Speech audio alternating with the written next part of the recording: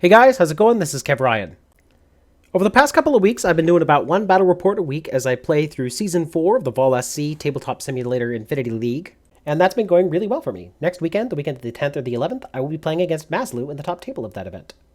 It's really exciting. Vaulsc is probably going to stream it, and the game isn't scheduled yet, but if it is scheduled by the time this video goes up, I'll put it in the description.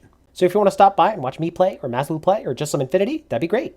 However, that's not till next weekend, which means that I've got a little bit of time to do something fun and different.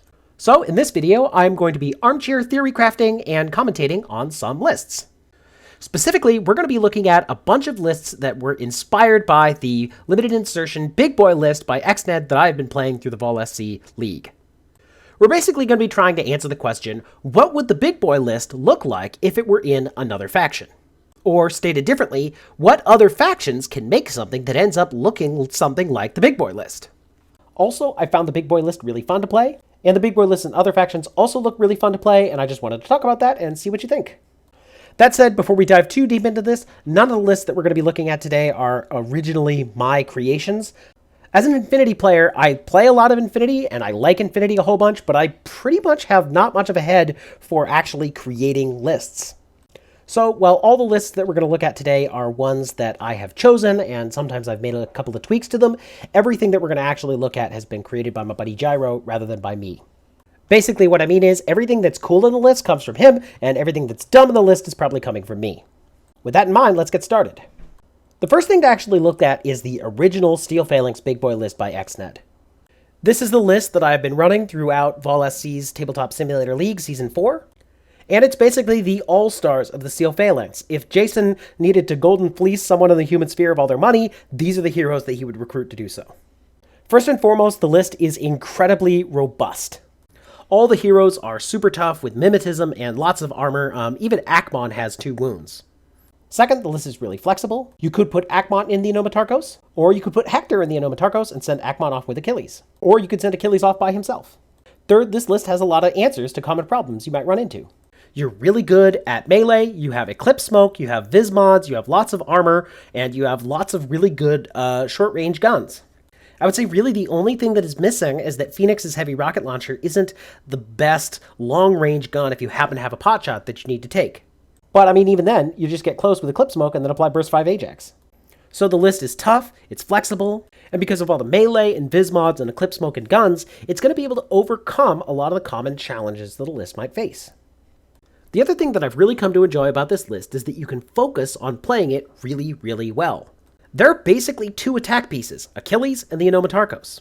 And while there is a lot of flexibility in how you set that up, on any given turn you're basically trying to decide how you're going to apply those pieces to solve the problems that are facing you in the mission. You're not going to get distracted by 15 different dudes with 15 different rule sets and 50 different ways to attack the other guy that you all have to somehow work in concert. I find the ability to focus on these well-known, powerful pieces has been part of the reason why I've liked this list so much and why I've had so much fun with it playing over the past couple of months. So we're going to be looking at other factions trying to find similar things that might be just as fun to play. In short, we're going to be looking for big boy lists elsewhere outside of Steel Phalanx. So what defines a big boy list?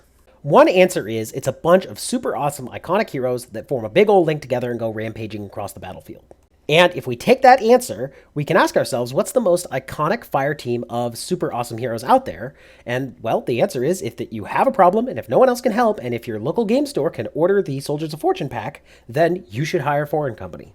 For those of you not familiar, Foreign Company is a collection of mercenaries and powerful heroes, mostly from Aristea, I think, led by the famed mercenary Hannibal. I am sure the connection to the A-Team is a complete coincidence. And for our purposes, in Foreign Company, these characters can join fire teams of bolts and orcs who in turn can link together. So if you look at the list that's in front of us, we basically have bolts and we have orcs and we have a bunch of characters that are going to be able to link with them, like Senior Massacre and Valkyrie and Hannibal. Now this isn't as flexible as true wildcards. If you look at a character like Lakshmi, for example, she can join a fire team of Kaplans or orcs, and if you look at the bolts can also join a fire team of orcs, but if you wanted to have a fire team Harris of 2 bolts and Lakshmi, you couldn't do that because you need an orc to form the team. Not everyone has this restriction. I think Hannibal is able to join any fire team of bolts or orcs, so there is some flexibility there, but you do have to spend a little bit of time and energy thinking about how you're going to form your links. Still, if you do that, and if you look at what pieces you have available to you, you'll see that you actually have some really, really powerful pieces. We'll start with some similarities to the Steel Phalanx list. Senior Massacre has a lot of CC potential, including an EM close combat weapon. He also brings with him Eclipse Grenades, which can cover your approach. Valkyrie is maybe a little bit like our Ajax here. She's really, really good at close combat. She's got that Berserk. She has Armor 3 and no wound incap, and she's also totally immune. So while she might get burst down by an HMG, stuff like multi-sniper rifles or feuerbacks that rely on their ammo type to do damage are just not going to be something that really phases her. And on top of that, you have Avicenna, who fills our doctor role. Of course, into that link, you might add an Orc multi-rifle, or you might add Hannibal, so that you also have some guns that can shoot things when you get close. So when it's your turn, this link is going to function a lot like the Anomatargos in Steel Phalanx. You know, throwing smoke, taking good gunfights, doctoring guys to cancel NWI as you run around, stuff like that. Now, you don't have the favorable Viz mods that Steel Phalanx has. What we do have is the +3 ballistic skill from a 5-man core, and you have the Orcs and the Bolts. I'll talk about the Bolts first. These guys really made a splash when N4 came out. They have ballistic skill 13, they have marksmanship, so they ignore the -3 from cover, and the multi-sniper rifle guy actually has MSV 1, which can now see through smoke. So if you core link this guy, in ARO, he's going to be shooting burst 2 through smoke with ballistic skill 13, +3 for the link, +3 for range, ignoring the cover penalties. That's burst 2 basically on 19s in ARO. If you've looked at Atalanta in the Steel Phalanx or the Grenzer in Tunguska, you know kind of what to expect from this multi-sniper rifle guy. I actually am a little bit more curious about the Bolt missile launcher, though. It doesn't have MSV1, but it's cheaper, and it's effectively tossing 2 missile launchers at ballistic skill 19, ignoring cover mods. The reason that's interesting is because in N4, I've started seeing a lot of stuff like tags or super heavy infantry on active ARO duty, guys where you just can't burst them down with an HMG quite so easily. The expectation is that these tough ARO pieces are going to soak up some HMG orders, they're going to guts to safety, and if they do go unconscious, then it's not really a big deal. What the Bolt missile launcher could do is it can blast them 2 dice on 19s with AP explosive. That is going to make any tag that's on ARO duty start sweating bricks really, really fast. If a single one of those hits, you're pretty much guaranteed to do a wound. If both of them hit, you might put the tag unconscious in a single order. And if you do just a single wound to this thing, it's a fair chance that the guy who's piloting the tag is going to have that tag fail guts and get to total cover rather than risk losing it to another salvo from your missile launcher. So the missile launcher is nice in the defensive sense, but it's also kind of interesting and nice on the offensive sense. Now, both bolts are a little bit squishy, and they both are a little bit vulnerable to just getting burst down by machine gun fire. Sure, they might win the face-to-face roll, but they might also lose it, and then they go unconscious, and then, or maybe they die, and then what are you supposed to do? So that brings us to the Orc. We have specifically chosen the Orc with the Feuerbach in Verona Division because that dude has stealth, which is kind of nice. Means he's not going to get hacked if you're running around quite so easily. This dude, pretty standard. Ballistic skill 14, which is nice. Armor 4, which is kind of tough. Wounds 2. You're not going to write home about this guy's the best trooper in infiNity, but he's tough, he's reliable, and you can go on arrow with his dangerous Feuerbach. So this kind of long-range potential is, in my opinion, what separates the big boy list in Foreign Company from your big boy list in Steel Phalanx. The only other thing that really, I think, separates is the Chimera. Now, the Chimera is part of this unit called the Bakunin Überfall Commando. It is basically the most dangerous warband in infiNity. It's probably one of the most highly optimized, highly effective profiles in infiNity too. I could spend a lot of time talking about these guys, but take my word for it, they're really, really, really good. What they are is basically the Chimera, who is this awesome warband, who is G-synced with 3 Pupniks. All of them are super fast at 6'4". They all have climbing plus. The Chimera has martial arts level 2 and CC attack -3 and natural born warrior, so she's basically the best close combat in the game. There might be someone notionally who's a little bit better, but this is still just absolutely incredible. And she comes with Eclipse Grenades to cover her approach and a viral close combat weapon. Meanwhile, the Pupniks, they're not as good at close combat, but they are disposable and they can force a trade. The way the G-Syncs work in close combat is whoever is making the roll gets +1 burst for each ally in the combat. So if you have the Chimera and 3 Pupniks in close combat, she can basically be CCing on burst 4. Not only that, you don't actually have to pick which dude is making the close combat attack until you declare the close combat attack, which happens after your opponent has declared their ARO. So what you can do is you can move 2 Pupniks into base-to-base contact with a Fusilier, Pupnik A and Pupnik B, and then maybe the Fusilier declares a BS attack on Pupnik A, and you can say, well, great, I'm going to have Pupnik B make the close combat attack. It's now not a face-to-face roll, and you have Burst 2 at CC 19 with a double-action close combat weapon, which basically means maybe Pupnik A is getting shot in the face and dying, but the Fusilier is definitely getting exploded with 4 saves at damage 13. So, in summary, the Uberfall Commando was one of the most dangerous units in infiNity, and including it in this list is really good. The only other thing I think to mention in favor, other than going specifically down the line in terms of these profiles, is that Hannibal has Strategos level 1 and is your lieutenant, so you will be getting that extra order on Hannibal. Now, that's not really the same as the 13 orders that the big boy list has because of Hector's Lieutenant +1 order and Strategos, but it's not nothing, and to be perfectly honest, I think in this archetype, figuring out how to get anything more than 10 orders really is kind of important. Oh, I do also want to bring up Lakshmi's Hacking Device Plus, so she can put down white noise, which might be useful if you need to dodge a MSV ARO piece like Atalanta or the Gauriel, especially if you want to like throw down white noise and then shoot them and then give them a -6 penalty. Won't work on anyone with a 4-man link because of the Sixth Sense thing, but there are stuff out there that doesn't have Sixth Sense, so, you know, that's kind of nice. So there's a lot of stuff in here that is similar to the big boy list, and there's a lot of stuff in here that the big boy list just can't do. Now, the flip side is that I think this ends up being a little bit more brittle than the big boy list. I mean, Ajax and Hector and Achilles are all really, really tough. They're just the kind of guys where you can waste a ton of orders shooting at them with a conventional HMG. And I'm not seeing the same as being true about this list. I kind of feel like a standard core-linked HMG is just going to, be able to shoot at just about everybody and, by weight of dice is going to knock them down. I mean, even the Orc Feuerback, yes, it's a nice profile, but it's only armor 4 and 2 wounds, so you might be able to, like, take 1 or 2 face-to-faces before you have to drop prone, but, I mean, that's just not the same thing as Ajax, and then having Achilles, and then having Hector, and then having, Phoenix, that kind of thing. So you're not as tough in terms of straight armor and wounds as the Steel Phalanx list. The other thing is that you are not universally competent in melee. The Steel Phalanx guys, they're all martial arts except for Akmon, who still has CC 21. They're all dodging on like 13s or something like that, and they're all part of these links, which means that they're not getting penalties for that dodge. They also all have some extra inches on their dodge bonus. This ends up making the Steel Phalanx list pretty darn reliable against warbands. You wouldn't want to necessarily CC a Shaolin Monk directly because, you might lose. But if the Shaolin Monk runs across the board, you're going to be able to dodge out of the way, and then if it does get into close combat with you, you can probably beat it. The same is also true of assassins. Things like Jan Star or the Speculo, they might get into close combat with Hector, but Hector might well win the face-to-face roll and then cut their head off. This list, on the other hand, not so much. While Valkyrie and Senior Massacre are quite good, everyone else is fairly vulnerable to the assassins and the warbands. And if it's your opponent's turn, that might be a weakness they're able to exploit. I mean, maybe not. You might be able to deploy, especially with the Chimera and the Uberfall Commando, to kind of screen and protect. It's just something that in my armchair I am a little bit worried about. Okay, so in summary, this is the B team, B for boy. It is created by basically taking your favorite heroes from Foreign Company and stuffing them into links with orcs and bolts. It has a lot of the same active turn strengths as the Steel Phalanx Big Boy list, like Eclipse Smoke and melee potential, but it couples that with some really awesome shooting potential that I've been missing in Steel Phalanx.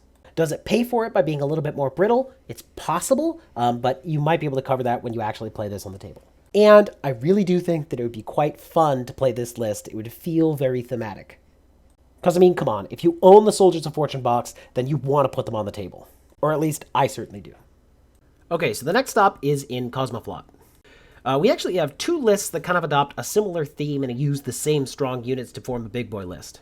But unlike our Foreign Company boys, these ones are definitely, I think, going to be a lot chunkier, a lot tougher. The central observation here is that Cosmoflop has some excellent, very tough wildcard troopers in the Unknown Ranger and the Volkolak. The Unknown Ranger may well be one of the best profiles in infiNity, period. He's certainly the kind of profile that would become auto-include if you added him in basically anything, especially as a wildcard. And in the sense that the big boy list is supposed to be the all-stars of the faction, that's kind of appropriate. This is the Captain America model. I don't know if some of you guys have seen it. And this profile really got a lot better between N3 and N4. He is an excellent shooter. He has Multi-Spectral Visor level 1 and Mimetism -3 and Ballistic Skill 13, and you always just take the AP Spitfire profile. So core linked, this guy is shooting on something like 16s at most targets, able to see through smoke, just really fantastic. On top of that, he's really good at close combat. He has CC 23, Martial Arts Level 2, and Natural Born Warrior to cancel your opponent's martial arts.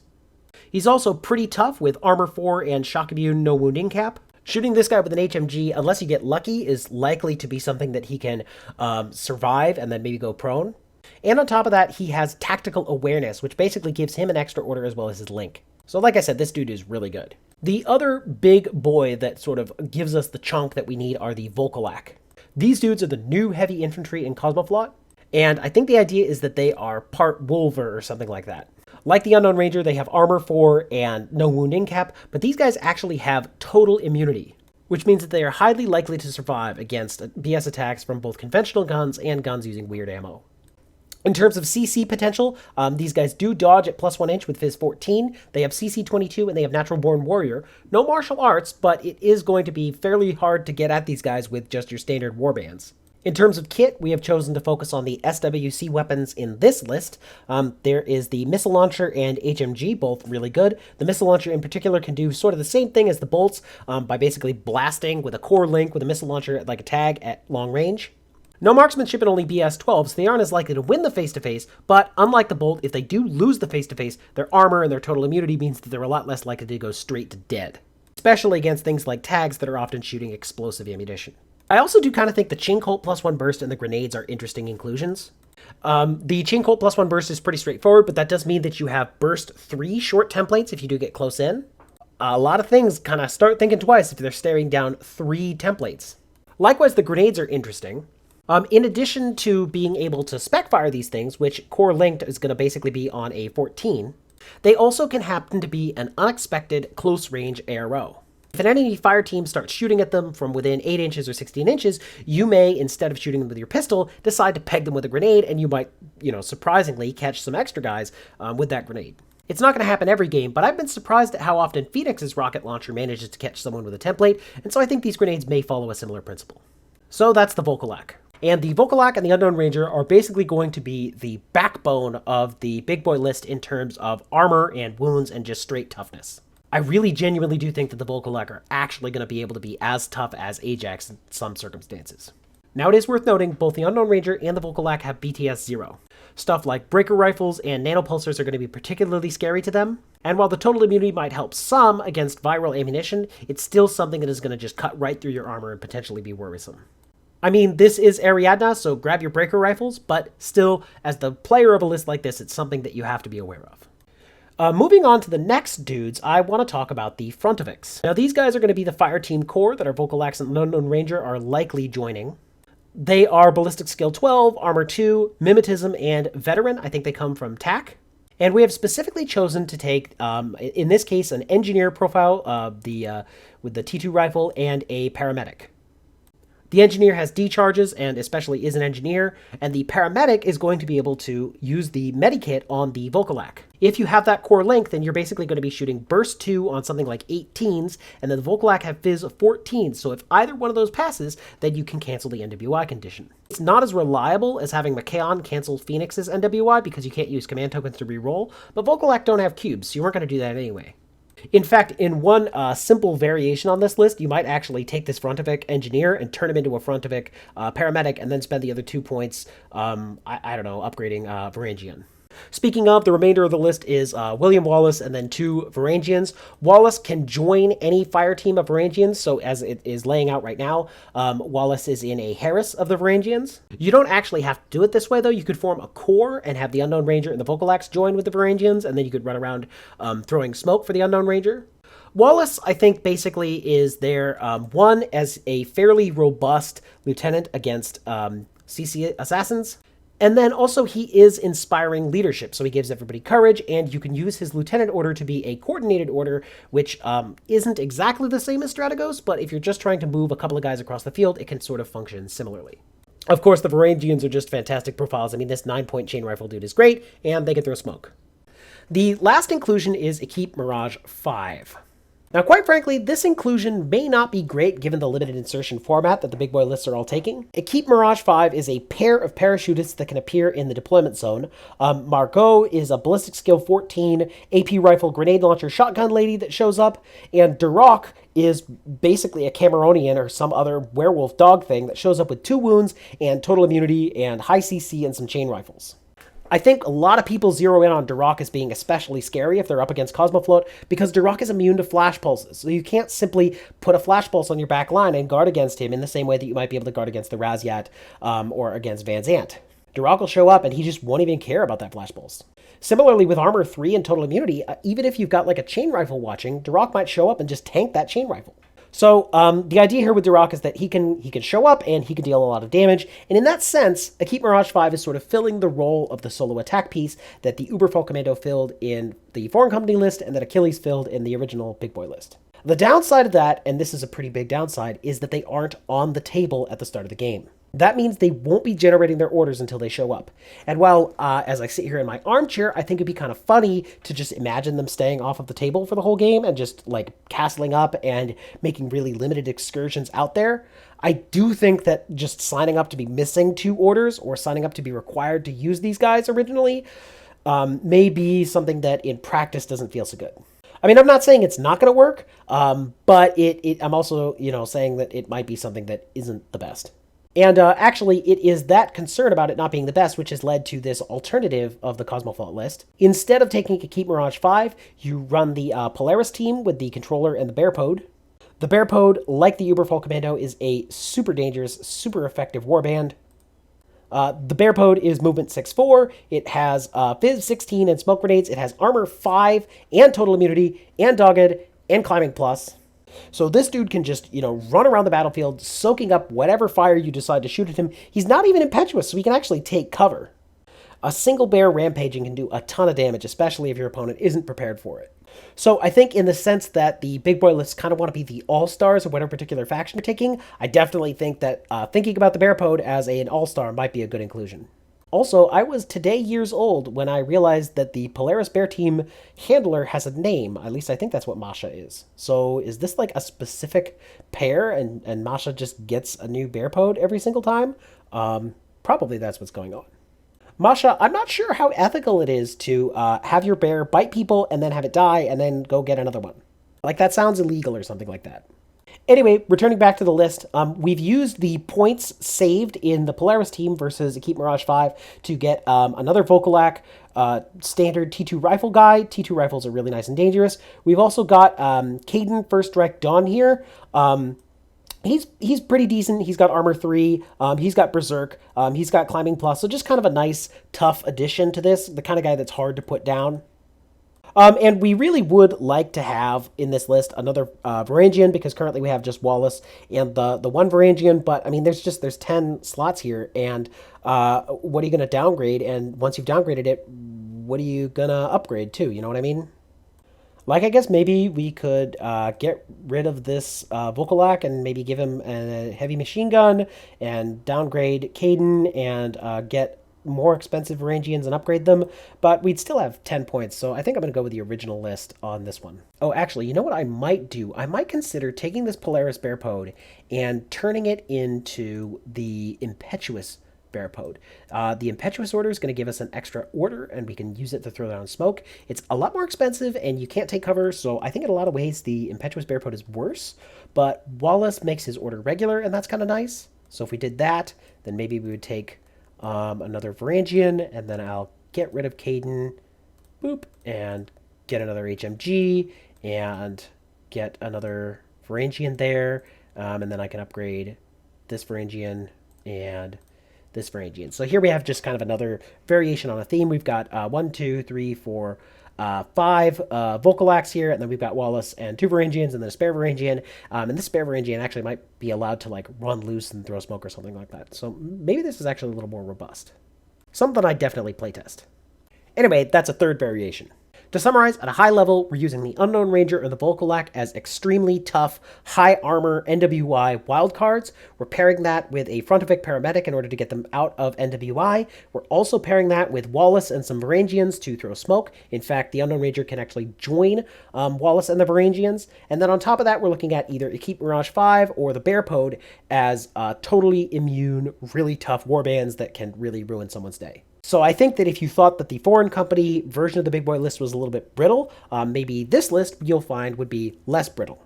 You are a little bit vulnerable to breaker rifles and nanopulsars and other things that target BTS. Likewise, you're vulnerable against MSV AROs. But that's pretty standard when it comes to Ariadna, and if you're an Ariadna player, you probably have a solution. The last Big Boy list that I want to talk about is in military orders. The military orders Big Boy list actually is what got me excited about making this video. I bought Joan of Arc and the Hospitallers because I really wanted to form a Crusade link and run around the table. And it was by playing the Steel Phalanx Big Boy list a whole bunch that I started to notice that there were actually some similarities here. The Hospitallers and the other knights have stealth, have martial arts, they have high armor, they have multiple wounds. Joan of Arc even has the same sort of armor that Hector has. They don't have the smoke or the viz mods of the Steel Phalanx list, but they do have a core link and high ballistic skill and long-range guns. And besides, if we learned one thing from Vaulsc's first narrative campaign, it's that smoke is sin.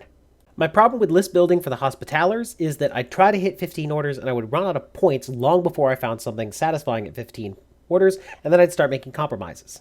So I started thinking, could I apply what I had learned from the Big Boy list in Steel Phalanx to create something that was interesting in military orders? There were a lot of revisions and variations on this. We thought about using the Knight Commander. We thought about using Mendoza instead of the Tikbalong. We thought about using a core based around the Teutonic Knights instead of the Hospitallers. But this is the framework I'm settling on. My initial thought process actually kind of started by thinking that the War Core and Tech B and Joan are not that different from Hector and two Net Rods. The Tech B and the War Core are basically just cheap orders that are trying to use their flash pulses to protect themselves. Meanwhile, Joan of Arc provides that inspiring leadership order, which it's not exactly the same thing as Hector's Strategos order, but, it isn't so different either per se. The next observation was that the Tikbalong of Montesa satisfyingly fills the same role as Achilles. The stats are amusingly similar in terms of move, armor, BTS, ballistic skill, and having an AP gun and mimetism. Of course, the primary difference is that the Tikbalong is not good in melee, doesn't have stealth, and is a little more vulnerable to hacking, but comes with tactical awareness, has an AP HMG instead of Spitfire, and of course has climbing plus. My thinking is that the Tikbalong, like Achilles, can fulfill the role of the piece that you withhold in order to stay safe, as well as the piece that you use as a solo attacker in case there isn't anything good for your link. After that, we have the Crusade Hospitaller link. We're bringing the Knight Hospitaller with his heavy machine gun. No mimetism or anything like that, but ballistic skill 14, core linked. This guy could probably shoot some dudes with that HMG. Next is the Santiago killer hacking device. I think you could probably justifiably consider using something else instead of this guy, but he is quite good. The important parts are, again, ballistic skill 14, killer hacking device, but he also comes with a Tinbot -3. That's not going to stop a dedicated hacker, especially if they throw a repeater into your midst. But it gives you more defense against random hacks, and you might fry someone's brain during the game. Next up is the Hospitaller Doctor. Not much to say here other than that he's also a doctor in addition to being a BS-14 combi rifle. This dude is essential because he's going to cancel Jones NWI, and he's also going to be able to pick up your unconscious dudes as the game goes on. Last link inclusion is the Knight of Justice missile launcher. Sort of similar to a Hospitaller, but 1 point higher of armor, 3 points higher of BTS, and of course carrying a missile launcher. That 1 point of armor may not seem like much, but it is kind of an imaginary threshold for me. Armor 5 bounces HMG shots, 2/3 of the time. Also, if it's AP, it turns into armor 3 instead of armor 2. Tiny differences, but stuff that kind of matters when this is your primary ARO piece. Of course, ballistic skill 14 is excellent, so in the active turn, if you want to shoot things with your missile launcher, you can do that too. I said the Knight of Justice was the last one in the link to talk about. That was wrong. I'm instead going to talk about Joan. Joan is no slouch. She has ballistic skill 15. She has a multi-rifle with BS attack +1 damage. She's also, of course, very good in close combat with an explosive close combat weapon. I think the thing that distinguishes Joan of Arc in this list from Hector in the Steel Phalanx list is that core linked with the ballistic skill 15, she really can actually start shooting at things within 16 inches. Like, if she gets something out of cover with that multi-rifle, she's potentially shooting on 21s. Also, the extra BS attack damage and the AP mode on the multi-rifle means that if she can get a tag out of cover, that gun might be able to shred it or something like that. She's not necessarily going to be your primary choice of guys to shoot, but she's no slouch. I do personally feel like the loss of stun ammo on multi-rifles between N3 and N4 hit Joan particularly hard. I really liked having her on ARO duty with her ballistic skill 15, 5 armor, and then 2 wounds NWI. Stun ammo was just so dangerous because, if she won the face-to-face, then the guy was stunned and they just couldn't continue their attack pattern for the rest of their turn. Now in N4, you can fix stun with an engineer or a doctor, depending on what unit type you are, but it still would really slow you down. Unfortunately, multi-rifles lost stun when we switched from N3 to N4, and so yeah, you're going to be shooting double action, but it's not going to hit as hard against something that's really tough, or has multiple wounds, or has cover or armor, or something like that. Okay, so the rest of the list is basically a Fugazi, which is a cheerleader, Tech B, which is a cheerleader, Warcore, which is a cheerleader, and the Machinist. The important thing about the Machinist is that he can bring your Teak Belong back to life if that becomes an issue, and he can also cancel any negative states from hacking that afflict your link. Obviously, once again, if a pitcher ends up in your midst, you're pretty darn unhappy, but just think about how extra darn unhappy you're going to be if all your dudes are isolated or immobilized or something like that and you don't have the Machinist. Also, amusingly, the Military Orders Machinist actually has AP mines, so if you find yourself with extra orders or something like that, you may be putting mines down. So that's the Altar Boys D list. It's the Military Orders version of the Big Boy list. The thing that I'm hoping is that the big boy strategy of having really tough orders that are hard to displace, of castling up and being able to move out and fall back, is going to be able to give this Crusade archetype viability in a way that it just doesn't have viability if you try to hit 15 orders. Now, I haven't played it, but it's something that I'm hopeful to see maybe happening. That said, this was just one of many different variations. I am actually going to talk about a variation of this list first. What I have done is I have replaced the Santiago Killer Hacker with another Hospitaller Doctor. I have downgraded the Machinist for 2 points, and I've used those extra points to upgrade the Fugazi into an Order Sergeant with a heavy rocket launcher. What this lets you do is it lets you form a 5-man without Joan of Arc.